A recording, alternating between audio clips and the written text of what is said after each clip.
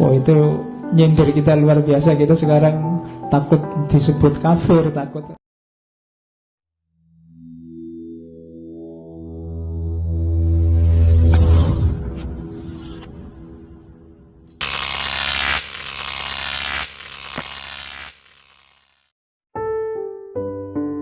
Satu ketika Abu Nuwas ini masih mabuk terus sholat.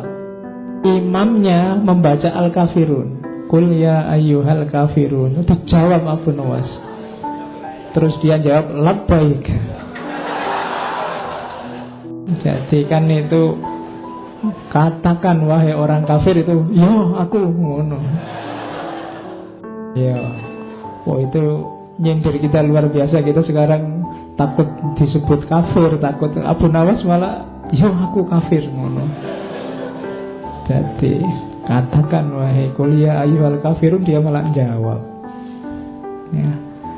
Nah itu ya memang sedang mabuk, tapi sebenarnya cerita ini sindiran. Jadi kita semua itu biasanya kafir tidak ngaku. Kafir itu kan jenisnya banyak macam-macam. Dan Abu Nuwas ngasih contoh terang-terangan waktu sholat lagi. Iya, qul ya ayyuhal kafirun labbaik. Nah itu imamnya kaget mesti. Terus dia diinterogasi lama. Oh kalau hari ini itu sudah pelecehan, masuk penjara ini pasti. Tapi terus dilepaskan karena alasannya, oh enggak, orang ini memang suka ndagel kok, pelawak dia ini. Mungkin maksudnya ngelawak tapi waktunya ndak pas ya. Kesimpulannya gitu, terus dilepaskan. Itu enaknya jadi pelawak kan gitu. Kamu kalau keliru tinggal ngomong, oh itu cuma guyon kok, gitu. Ndak serius. Nah itu Abu Nuwas kan memang beliau ini terkenal aneh-aneh.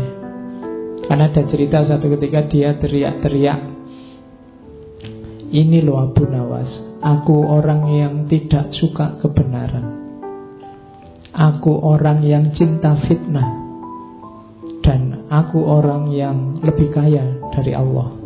Rame heboh orang satu kota, dipanggil oleh Harun al-Rasyid kan, kamu itu stres apa mabuk? Kok kalimatmu kontroversial semua? Loh, yang saya ucapkan tidak ada yang salah Raja. Orang-orang aja tidak betah mendengarkan kelanjutannya. Jadi aku orang yang benci kebenaran, karena neraka itu kebenaran, kematian juga kebenaran. Jadi aku benci neraka, aku benci kematian.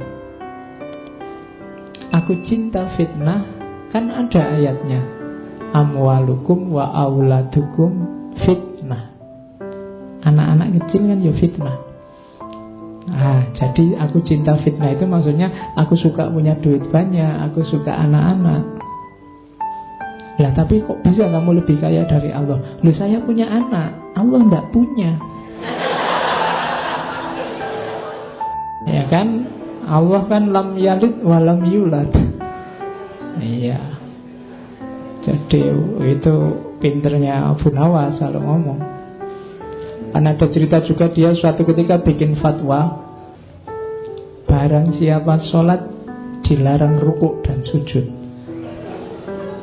Oh itu heboh lagi waktu dipanggil oleh Harun al-Rasyid, kok ada kamu fatwa nyeleneh gitu, sholat kok dilarang rukuk dan sujud. Loh orang-orang kok tidak tanya sholat apa dulu. Ya, itu maksud saya kan untuk sholat jenazah. Ya mesti aja enggak pakai rukuk, enggak pakai sujud. Itu caranya Abu Nuwas untuk dekat sama raja, melakukan kritik tapi selamat. Jadi ini gayanya. Jadi kemabukannya, wadahnya memang mabuk, tapi sebenarnya ada rahasia kritik-kritik tertentu di situ ketika dia bikin. Nah ini yang saya bilang tadi pakai dalil. Ini salah satu puisinya. Dia bilang, biarlah masjid-masjid itu dipenuhi oleh orang yang sholat, kita minum khamr aja sepuasnya. Kenapa kok gitu?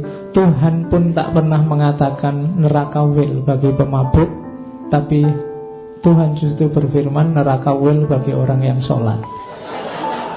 Kan ada fawailul lil musallin, tidak ada fawailul lil pemabuk. Nah itu, ini mesti diucapkan waktu mabuk. Tapi ada rahasia nasihatnya. Nasihatnya apa? Hati-hati pakai ayat.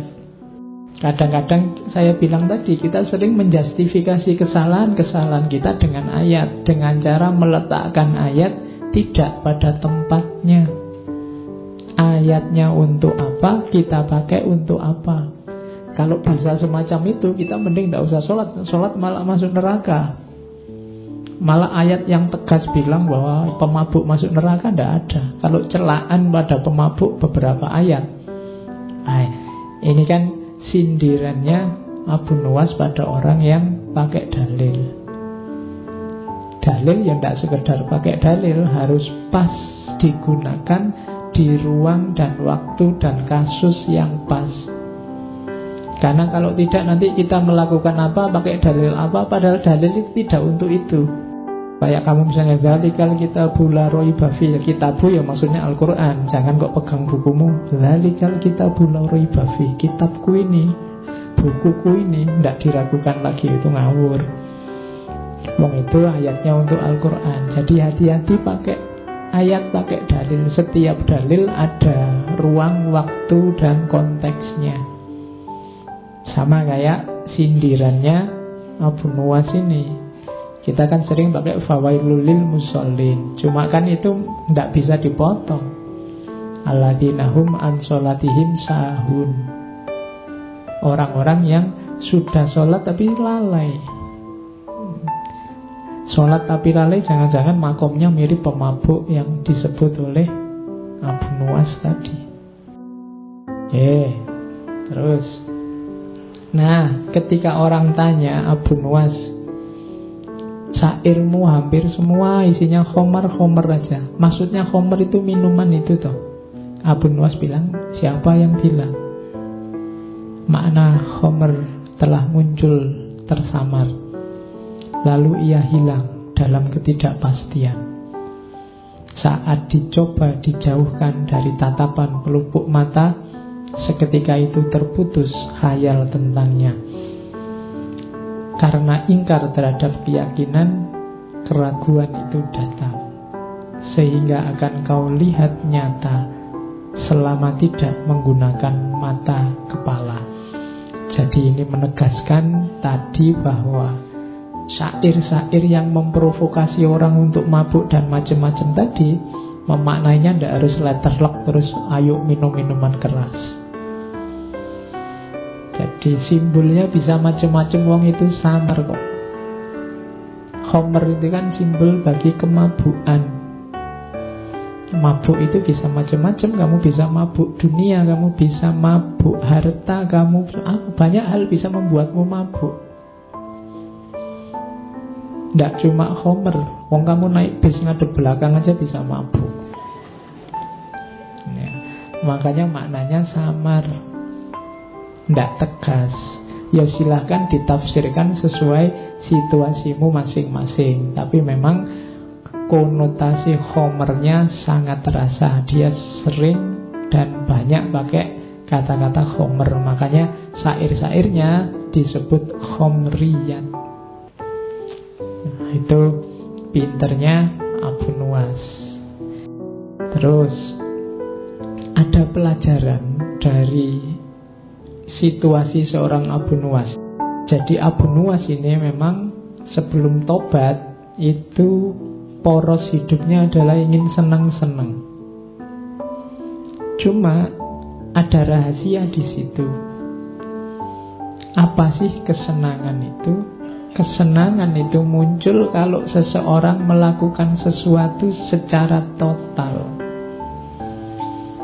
Kalau versinya Abu Nuwas, aktivitas apapun termasuk mabuk itu harus dilakukan dengan mantap, kemauan keras, maka kalian akan puas. Kalau sudah puas, bahagia. Rahasianya sebenarnya di situ, pelajarannya kan.